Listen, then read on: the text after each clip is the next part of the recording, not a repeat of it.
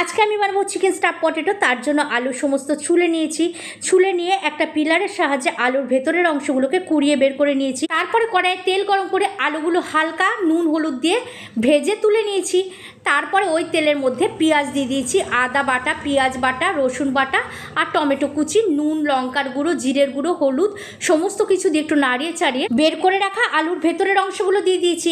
আবার ভালো করে নাড়িয়ে চাড়িয়ে আগের থেকে ধুয়ে পরিষ্কার করে রাখা চিকেনের কিমাগুলোকে দিয়ে দিয়েছি।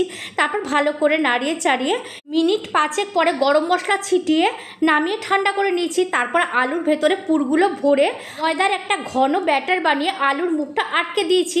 তারপরে ফ্রাইং প্যানে তেল গরম করে আলুর মুখগুলো উল্টে একটু ভেজে নিয়েছি। তারপরে কড়াইয়ে তেল গরম করে ফোড়নের জন্য দিয়ে দিয়েছি তেজপাতা, শুকনো লঙ্কা, দারচিনি, এলাচ, লবঙ্গ, আদা, পেঁয়াজ, রসুন, লঙ্কার গুঁড়ো, জিরের গুঁড়ো সমস্ত কিছু দিয়ে ভালো করে কষিয়ে গরম জল আলু দিয়ে ভালো করে ফুটিয়ে ধনেপাতা ছিটিয়ে নামিয়ে নিয়েছি।